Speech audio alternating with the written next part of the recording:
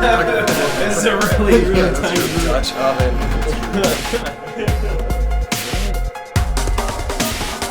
6, 5, 4, 3, 2, 1, 0.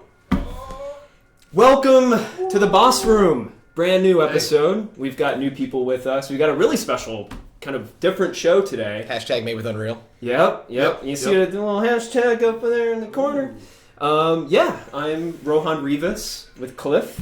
And let me turn the audio off here. There we go. And somebody new to the show, Josh Rife. Josh. Hey, how you guys doing? What do you do here real quick? Let's give some people background. Senior environmentalist here at Bosky. Pretty small team, so there's just two of us right now doing environment work. And so I pretty much am in charge of, everything that you could sort of, put in a bucket and call it Unreal. There's level design stuff, and, we're going to be talking about some of that as well. But yeah, game art. Josh did a great deal of the stuff that was in the kind of fly-through, kind of Japanese canon-y video that a lot of our fans kind of saw, and sniped him out of Sucker Punch. Sorry, guys. Yeah. So you worked on Infamous 2. Yeah, poached him rather than sniped. Go on. Yeah, the second one. That's a different thing. I worked on Infamous 2. I worked on their DLC. I worked on Second Son for PS4, and First Light also for PS4. So a lot of Infamous. 4 games of Infamous. Yeah.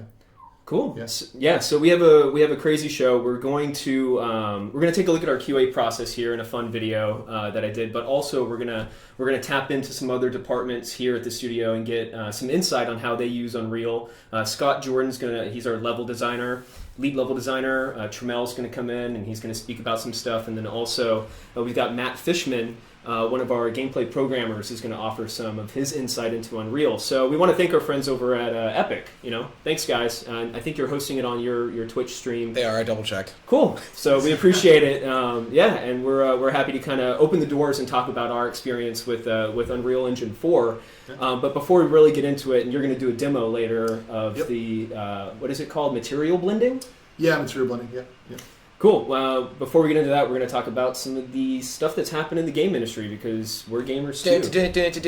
Industry news. Yeah. Imagine graphics. And there is Hideo Kojima's Twitter page. Has he posted anything? No. Still nothing? Yeah, it's so crazy, quiet. Dude. So quiet. So, yeah, no place for Hideo. Recently there's been some, I don't know what it is, but, forward-facing, it looks like a power struggle between Kojima Productions and Konami. Really interesting stuff, man. Yeah, I have no idea what the heck's going on. He's had a relationship with Konami for years. Who knows what is going on if it's in a state of flux or what. Everyone's kind of speculating it could be Kojima fucking with us because he's tricky like that. Yeah. But regardless, I'm just dying to see what actually happens. And I mean, it was like trending worldwide, which made me, as a creative in this business, happy, because I was so tired of seeing One Direction and the guy leaving this week trending, to see Kojima actually trend, because my tweets aren't tailored, they're just whatever's trending worldwide. Brazilian kids and Justin Bieber most of the time, it seems like. And there's definitely some weirdness going on, and his name had been removed from the branding when it had been a Hideo Kojima game for so long in Kojima Studios and Kojima Productions, and suddenly, poof, it's just Metal Gear, and it is what it is. So there's weirdness there, man. Yeah, and I mean, he's kind of infamous for creating these really elaborate, trolls, marketing PR stunts that are really ingenious, right? With the whole PT. PT, and then before the Phantom Pain, it was, he had a fake studio that he created, and this fake character that he with had. The head wrap. Yeah. Funny side story, I did that interview. Really? With Jeff Keighley. Yep. Anyways, oh, wow. But, I mean, to me, this doesn't seem like a marketing or PR thing. I mean, it seems much more serious in the fact that he's there's been a lot less press, and he's not on Twitter or doing anything like that. I think this is for real. What do you think, man?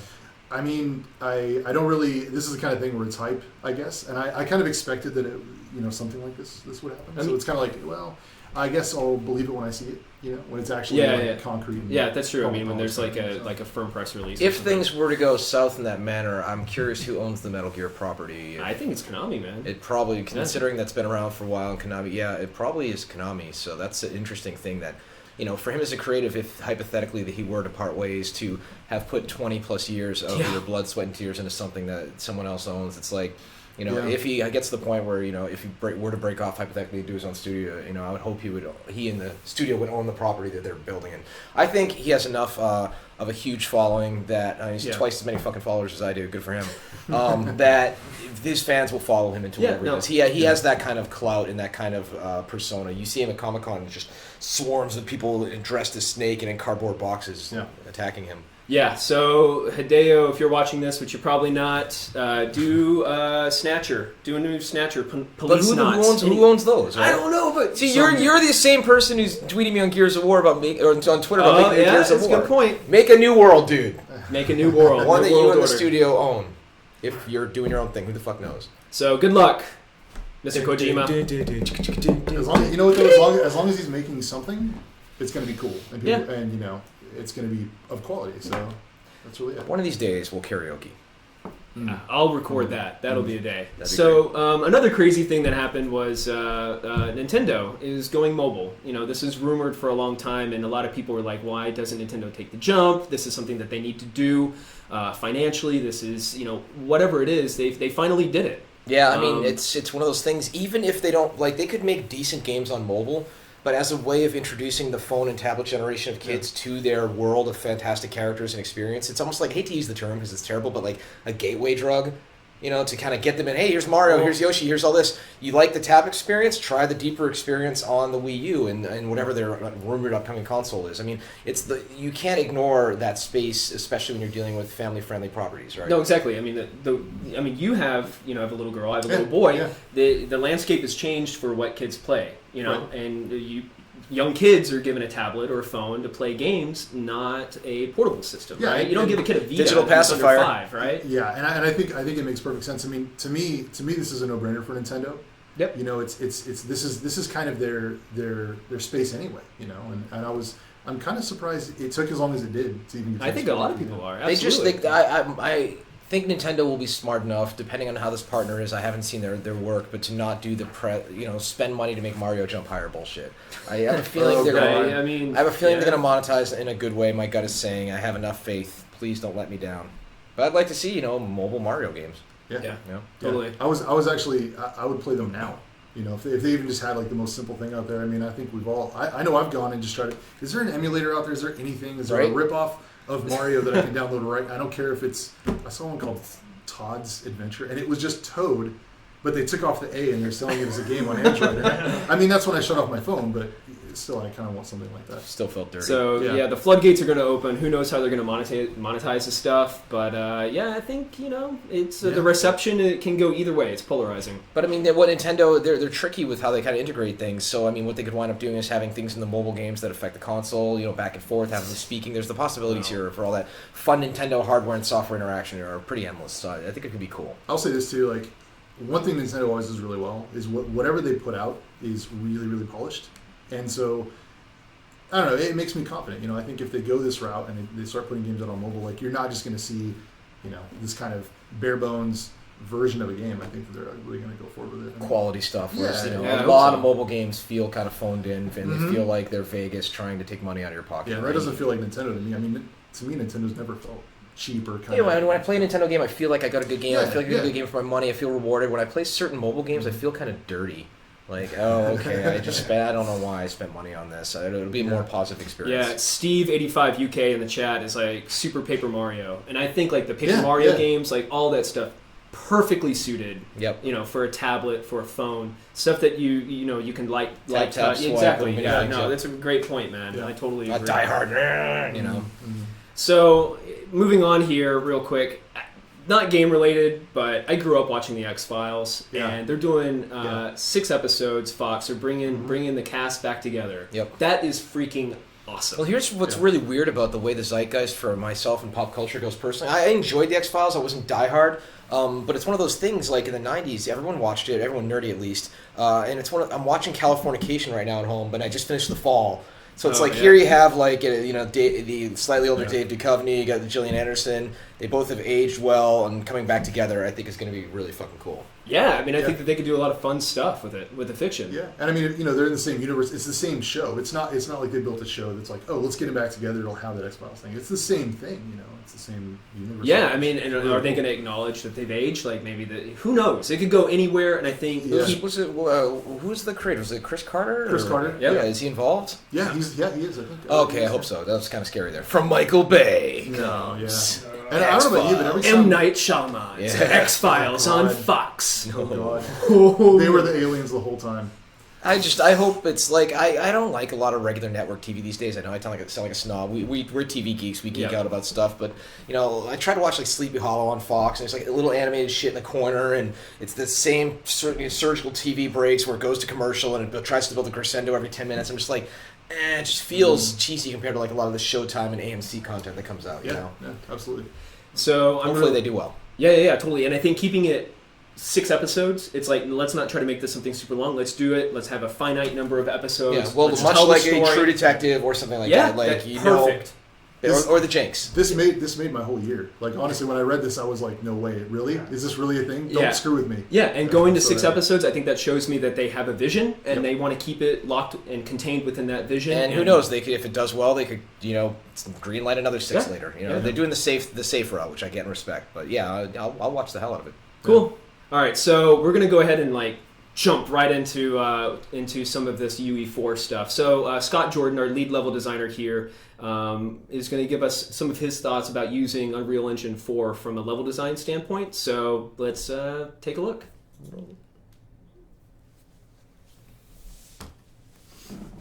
I'm Scott Jordan. I'm the lead level designer here at Bosky, working on Project Blue Streak. My daily responsibilities include working with all of the departments to make sure that every aspect of the game is integrated into the level design. We want to make sure that we're not working in a vacuum and that everything comes together as a cohesive game. And I think Unreal 4 is great at doing that. There's a variety of tools that help us quickly speed through prototyping phases without having to worry about throwing away work. And I think it's great at that. This is the best engine I've used for prototyping so far. The blueprint system is basically programming. So if you have some rudimentary programming knowledge but don't necessarily know the syntax for everything, you can take that logic and put together a game mode in a day or two. And that's really great for us in this early stage where we're throwing out stuff that we're trying after the first time. We're like, okay, this just isn't working, let's start it over. The pipeline for importing art is also great too. If you're just kind of a mediocre artist, you can make a lot of great temp assets to instance around the level and sort of quickly block something out. Like I had blocked out a level in about a day and a half using a cube and I think another cube that had a couple of cuts in it so I could make a different shape. But being able to scale and stretch and just shove things around and quickly swap materials, you can prototype a level really quickly. And it's also really easy to make changes. I did some things that you're not supposed to do as a level designer in other engines where I built the space and we tested it and it ended up being too large. So I took the entire level and I just scaled it down by 30% all at once. And that worked, and that took me about 10 minutes to just kind of fix a couple things. If I tried to do that in any other engine, I think the whole thing would explode and it wouldn't work.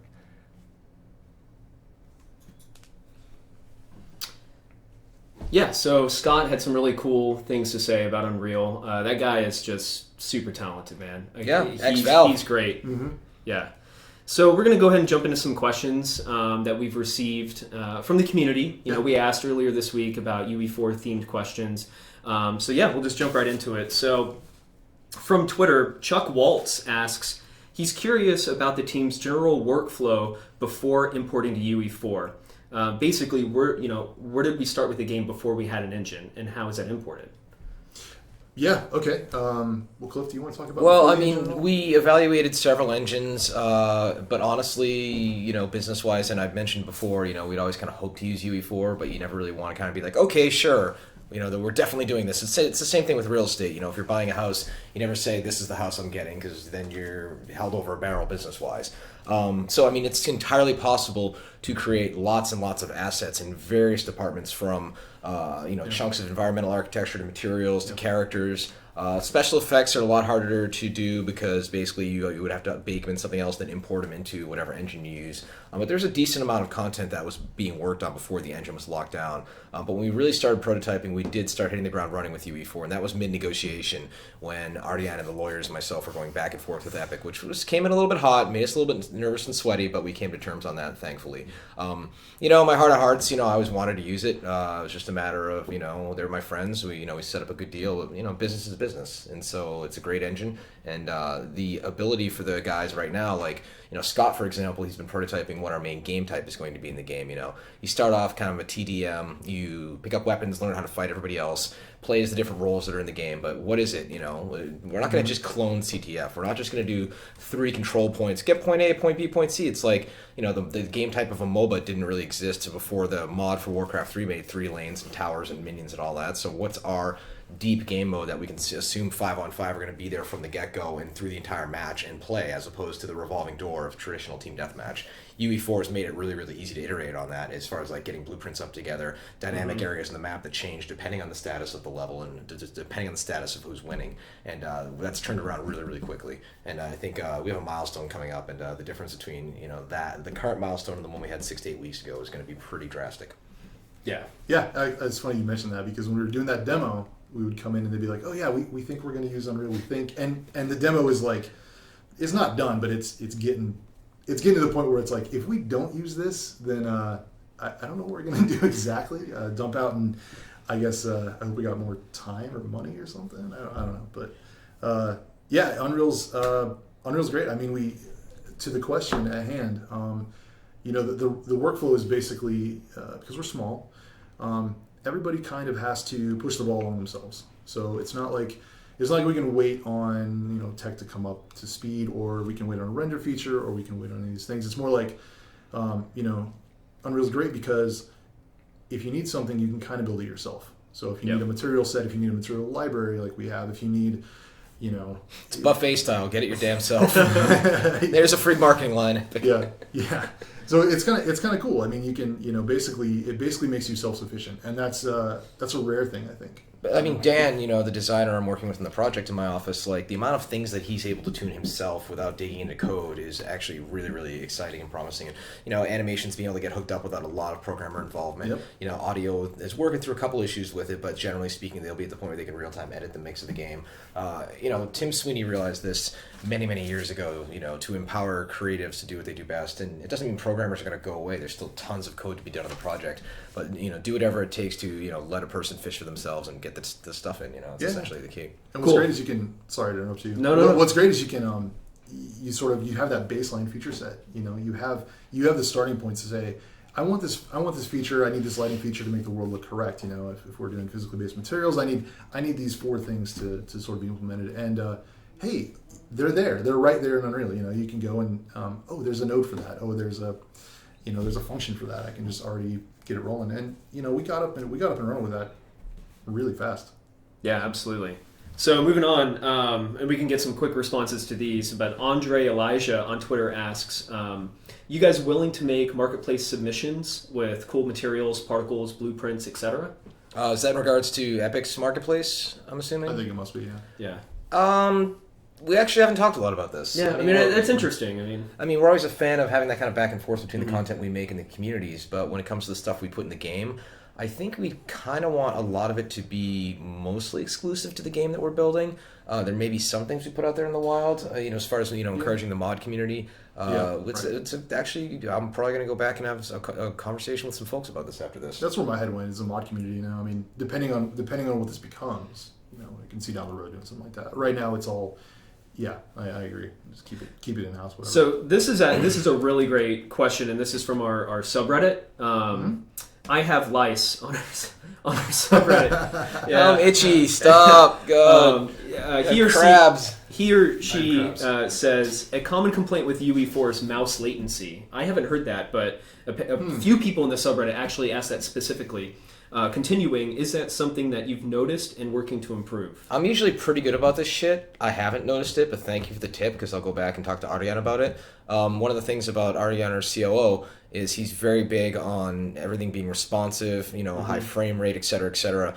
I always like to tell the anecdote back when he was working on Battlefield Hardline, the console version. He had the little special Ben Heck controllers to actually, like super slow-mo film, like any sort of latency between pulling the trigger and when the screen actually fired and things like that. Wow. Well, I mean, when you look at, a lot of your TVs these days, they add 100 milliseconds. When you play online, or monitors, when you play online, you're getting, on average 50 to 100. And then, the controller input to there, you can wind up with 300 milliseconds before, even on a good server. That could be the difference between life and death in a fast-paced shooter like we're doing. So you're damn well sure it's going to be on our radar. And, I hadn't noticed it, but now you got me worried, so I'm going to keep my eyes peeled.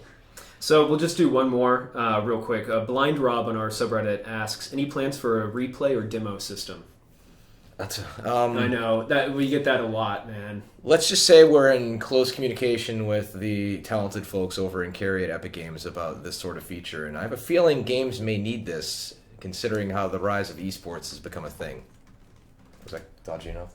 I think so. It's pretty big. I mean, the other thing is too. Just a point about stuff like that is it's kind of getting done for us depending on the medium you're on, right? If you're on a PlayStation, well, it's kind of done for you. You can always. That's interesting, yeah. Well, there's the minimum of recording it. I was min max. The min is recording it, and so many gamers just play on YouTube and Twitch and everything these days, and that archives it. But the max of that is recording, manually recording every network action, so you can replay it and then go throughout the world. Mm-hmm.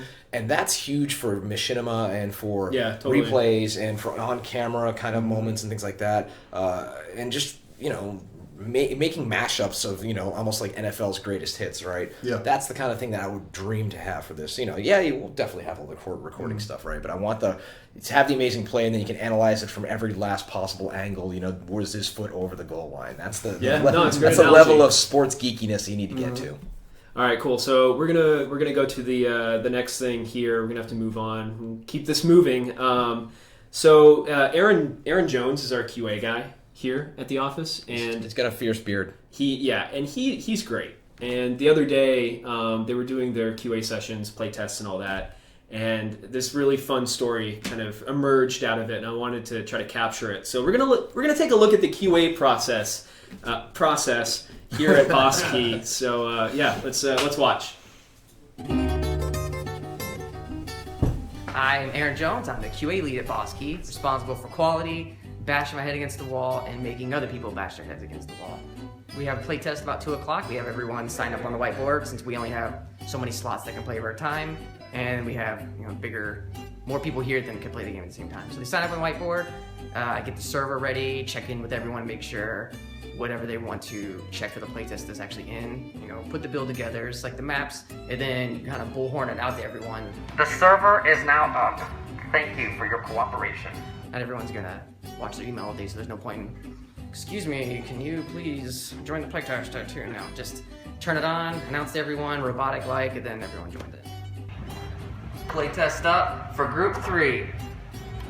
Now, if there's anyone who's not supposed to be in the playtest, it's not on the whiteboard, Chris is gonna go around and he's gonna put him down, get the whiteboard people and follow the rules. If you don't sign up for the playtest and you kind of join in without putting your name on the board, he's gonna, your happiness. I just kicked like 3 people. Right out of there, he's gonna come in there and he's gonna hound you. Chris Wells, Violator. You're gonna get out of the game. Mark Malin, right there, Violator fleeing the premises. And then whatever happy citizen has signed their name up actually gets to join back in the game, and then we all high five and just sit there sad. So it's kind of his job. Violator enforcement. He brings doom. Yeah, the Doom Bringer. He's a Doom Bringer. Yeah. That's absolutely the best name for him now. Doom Bringer. Sure, we can go with that. So yeah, we can, as long as it's spelled in leet speak. So like the O's are zeros, and let's see, E is a 3. Sure, we can do that route.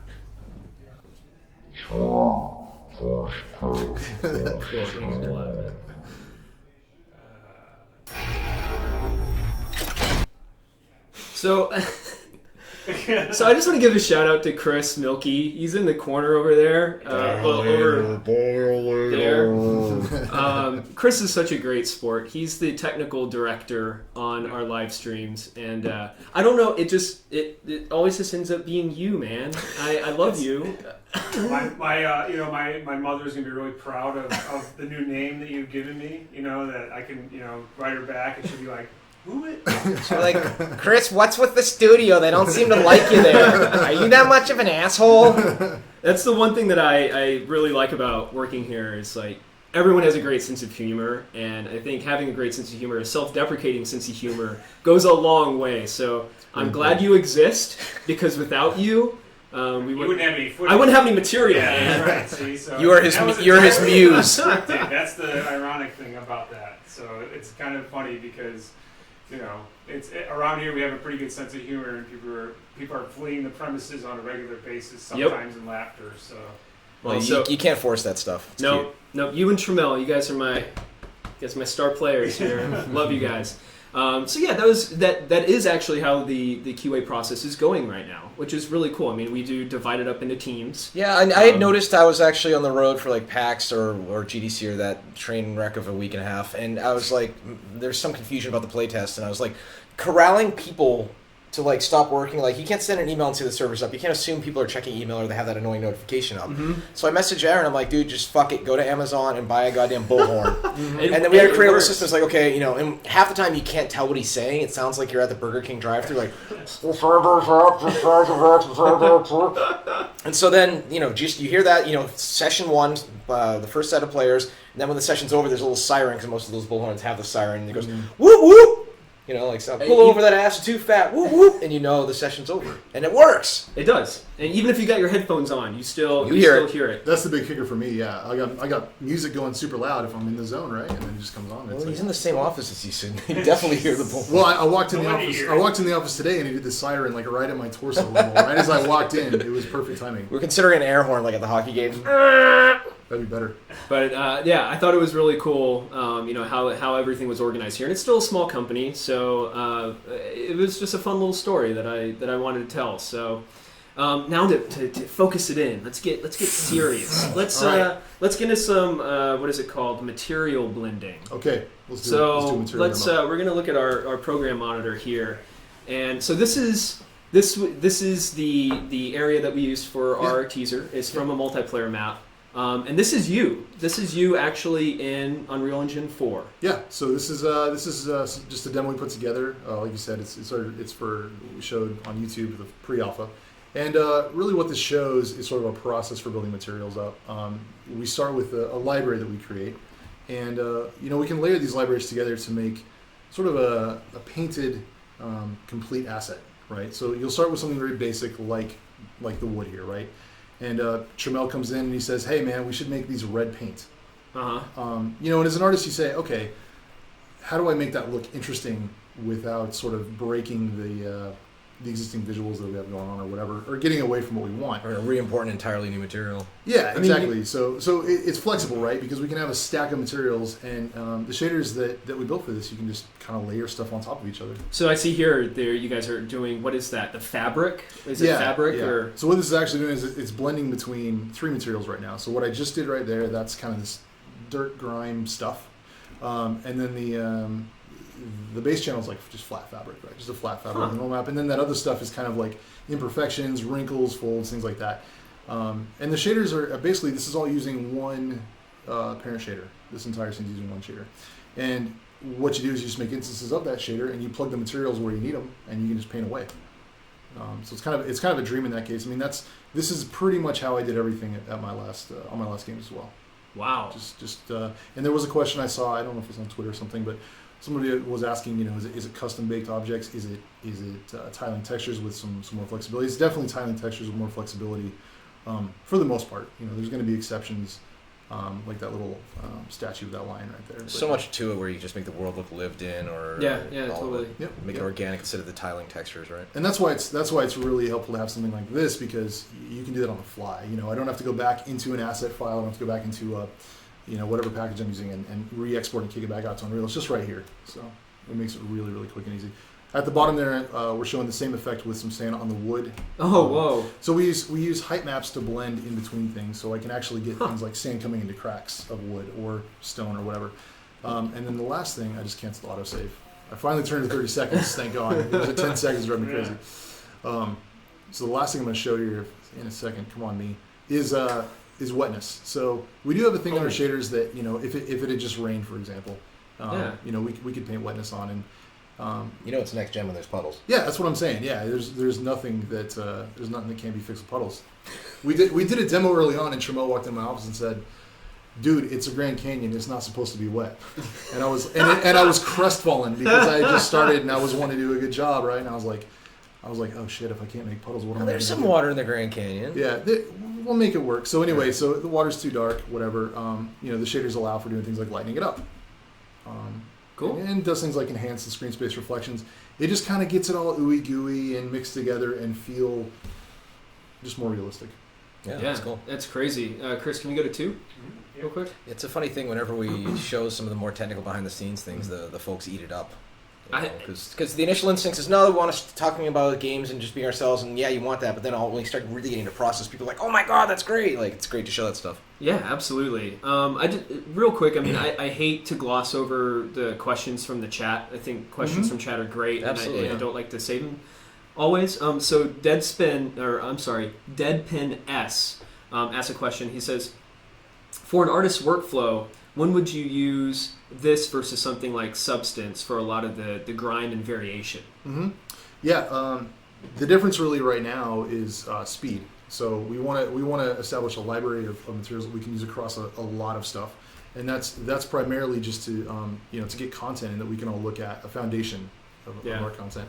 I would use Substance in the case of something that I knew was relatively self-contained. So a table or a chair or something like maybe a hero asset, that required some more high poly modeling with the bake down, things like that. So those are things that if I was deriving it from a high poly that was on a sort of a 1-to-1 UV map, I don't know where to draw the line with technical or not, but if I was going to be doing something like that, I would use Substance Painter. That being said, we do have a few materials that were made by setting up tiling, sort of tiling stages in Substance Painter and then painting across those. So it kind of comes from all over the board. I'm going to take another question from the chat real quick, and then we'll save some for a little bit later. Do it now. Do it now. So is this really a potion? Because that looks a hell of a lot like something that would start with red and end with gold. I will not confirm or deny whether this is Monster or not. But I will occasionally enjoy a certain beverage that begins with an R and has a B if there are sponsors out there that are considering us. I'm just saying. KO Dave, get your question. Let's do this. I'm saying the Boss Key logo has wings also. Oh, Red Bull. Hey yo. All right. Well, we'll wait a little bit and then get his question in later. There'll be some time. So let's take. Is Broccoli guy in there? Yeah. Charles Broccoli. Yeah, Charles Broccoli's here. That guy's awesome, man. Yeah, he's everywhere. Showing up. Him and Bricksby. Yeah. All right, cool. So while we wait for some questions, we'll let's take a look at Matt Fishman. He's our senior gameplay programmer here, and he has a few things to say about Unreal that's pretty cool. I always think he kind of looks like Kick-Ass. Yeah, he does. I didn't think about that till right now. He's a good-looking dude, man. He anyway kick your ass. Yeah. All right, let's take a look.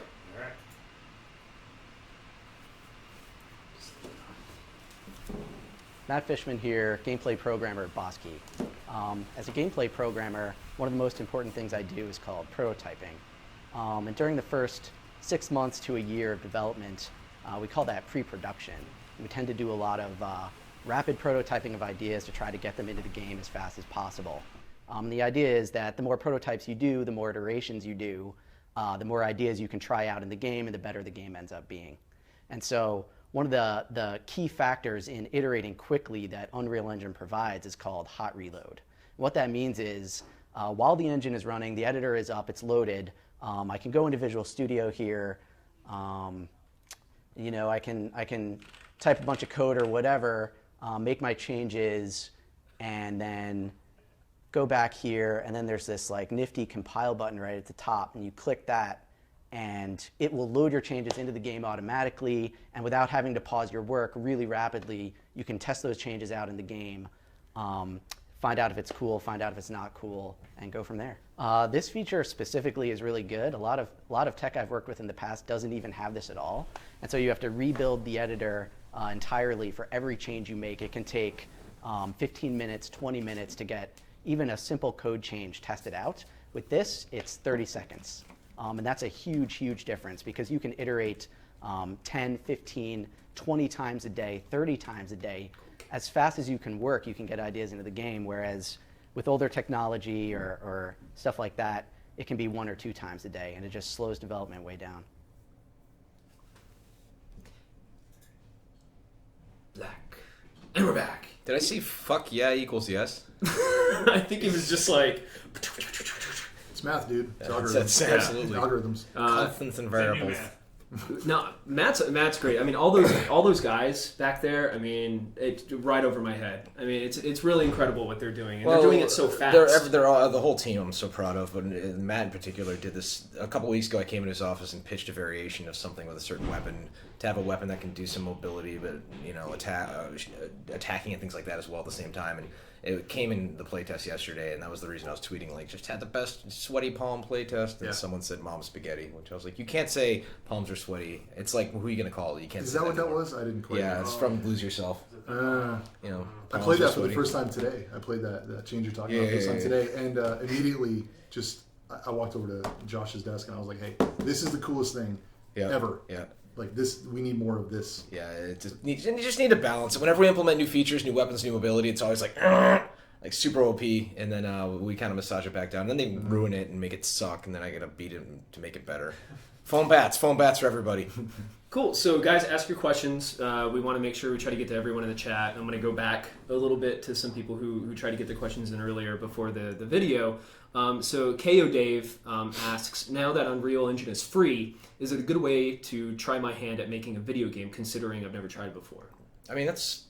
I mean, why the hell not? I mean, there's a certainly a learning curve, but again, it comes back to make some shit. Mm-hmm. You're gonna make a lot of bad stuff, and then get through making all your bad stuff, and you hope. I mean, provided you have some God-given talent and you have the drive to do it, and the good design sense or programming sense or art sense, it does require a certain amount of the RPG loadout that you're given from birth to do what we do around here.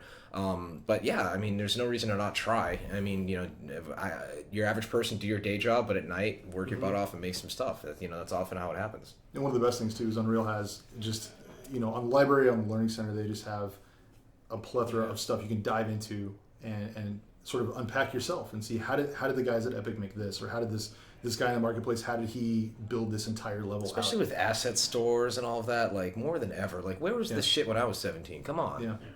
So, Merlo Cholmez, sorry if I'm butchering these, I apologize, asks, how would you guys suggest a level designer start a portfolio without an artist on a team? Like, I think that's really interesting, right? Because if you don't have anybody helping you with all the auxiliary assets, what do you do?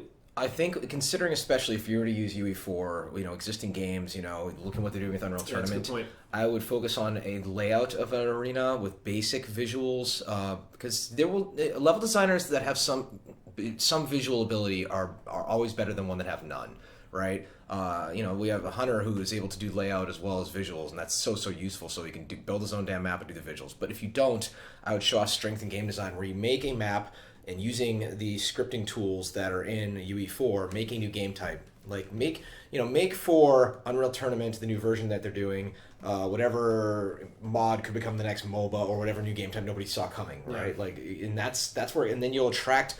Maybe you'll find some artist friends online who can help you out with it, and then you'll find a programmer friend. That's how that snowball kind of gets going. And yeah, it's hard to really get it going initially, but just start. Chip away at it. Fall a lot before you learn how to have balance. Yeah, I would get in and get it to where it's painful as soon as you possibly can, because that's how you learn and that's how you get better.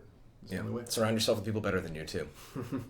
Vertax in the chat asks, so all art assets have to be made in 3D model. I just scrolled up.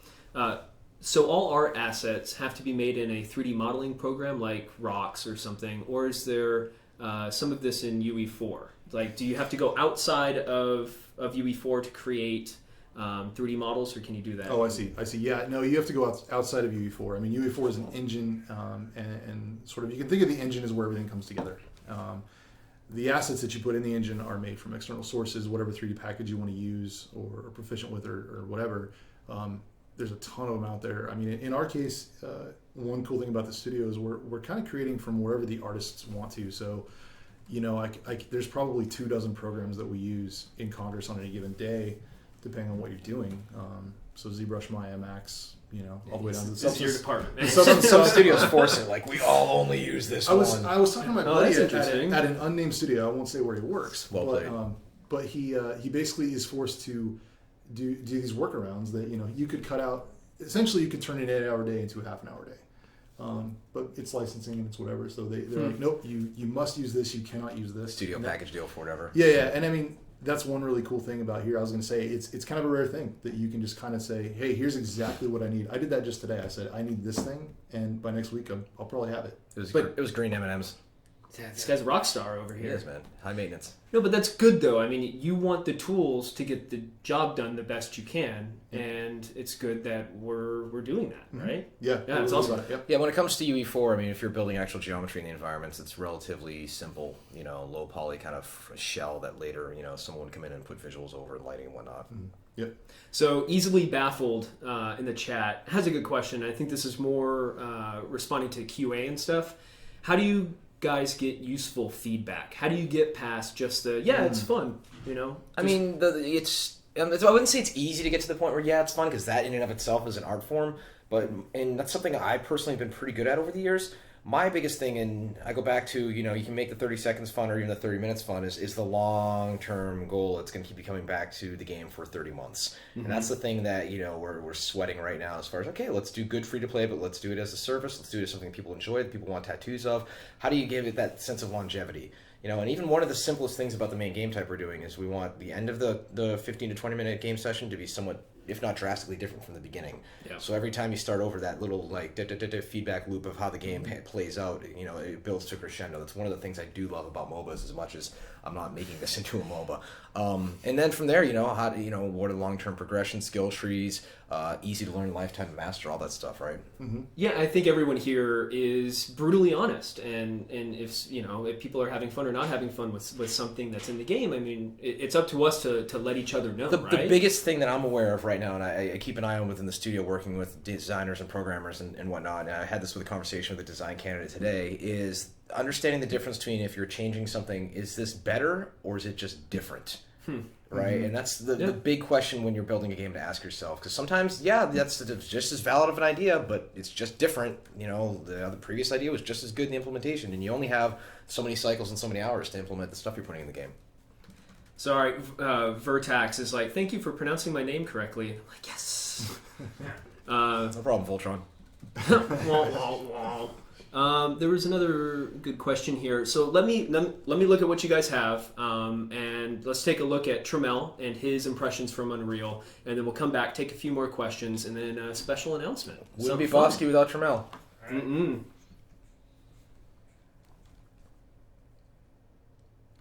Hey, I'm Trammell Isaac, art director here at Boss Key Productions. Unreal 4 is pretty much a godsend for us. I mean, we've been able to get the game up and running as really, really fast, and start getting iterations on it. And that's because of the ease of use and the large community that Unreal 4 actually has. So any questions that we have about the engine and all the tools and things like that, or can be answered on the forums or answered by the people at Epic in order to build our product. As far as being an artist, it's great because pretty much WYSIWYG is what you put into it is what you get out of it. Because of the tools are so easy to use, you just make a model, make textures, you put it in the game, you can see it, pretty much lickety split. And I said lickety split. Just recently, we released a teaser at PAX that showed a little bit of what we're doing on our game, codename Blue Streak. But using Unreal made that possible. A lot of things, we have a lot of really cool stuff.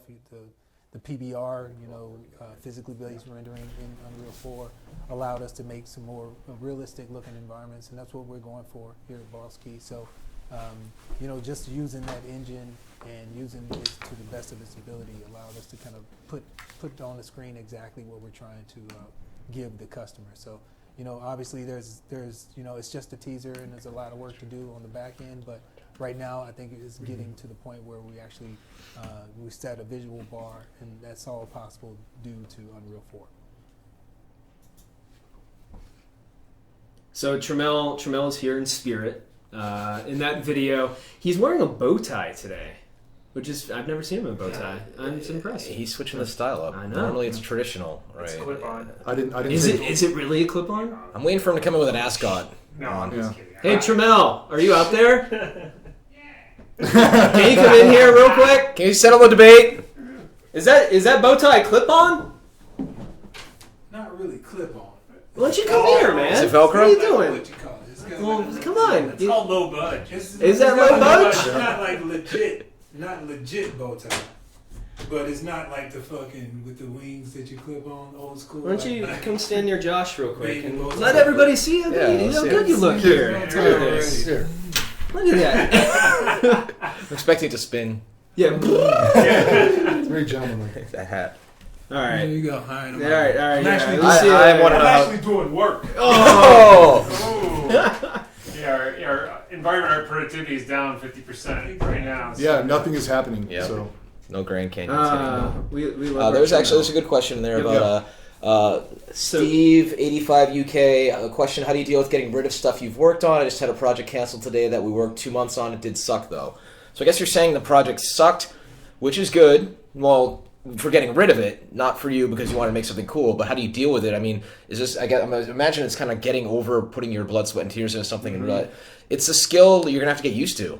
Because I made plenty of shitty games before I made pretty good ones. I made a game called Dare to Dream when I was a teenager that was fucking terrible. yeah, that sucked. It made no. I was an angst-ridden teenager, dude. And then I went on to do jazz, and that did great. And I was like, wow, I'm not gonna make it an emo game about an 8-year-old ever again. That was stupid. And we've all had our mistakes, but the key is to just dust yourself off and keep going. It's like if you ever trip in public. And you don't just stop walking and just cry. You just kind of own it and just keep walking to where you're going. And like, that's right, I fucking tripped. I learned from my mistakes, right? Yeah. And don't be afraid to admit when you're wrong. And the same thing with artists. I always say your reel is only as strong as its weakest link. Yeah, and I think it's a good point. I mean, emotionally, you have to kind of approach it like you have to kind of be detached. You make this stuff, and obviously you love it. The dog has rabies. You got to put it down. Exactly. It's the old Yeller thing. Yeah, exactly. Yeah. Yep. My wife's gonna hate that. Oh man. So I think this is directed towards you, Josh, because Okay. I have no idea what the hell this means. So BPVR asks, what times are not acceptable to use bump offset mapping apart when it's just too far away to be noticeable? Thanks. Does that make any sense to you? Yeah, it does. I mean, the only real two concerns are visual and performance, right? So if it's too far away and you don't notice it and it's costing you something, then get rid of it. If it's providing some sort of benefit, I mean, it's all subjective, right? If it's providing visual benefit to you and you can just look it up and say, what's the cost of this? And if it's not killing you, man, I mean, you got to make the best art you can, and sometimes that means put in the details. That's the biggest thing, though, is doing real-time stuff. Is you need to make the best art, but it also needs to run, especially with the frame rates we're hoping Otherwise, for. Ariana walks over and say, He's got to film. yeah, There you go.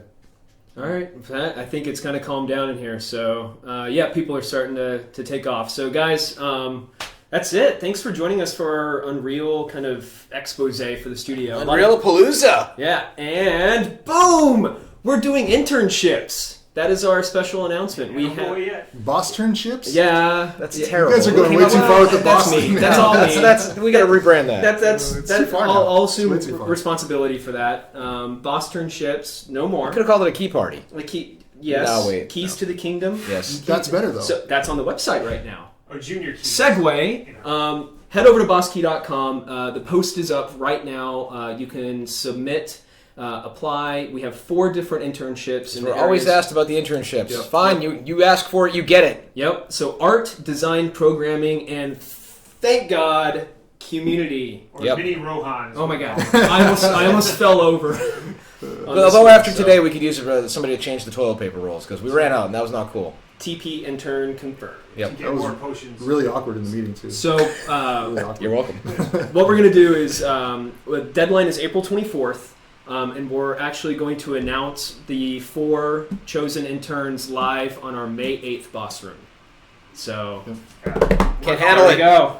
So please go to bosskey.com. Thank you for joining us, Josh. Thanks for being on the show. Absolutely. Happy to be here. And hit us up on Twitter @bosskey, and we'll see you guys next time. Thanks, Friday. Epic guys, for hosting us. Bye. Mwah, Bye-bye. mwah. Thanks.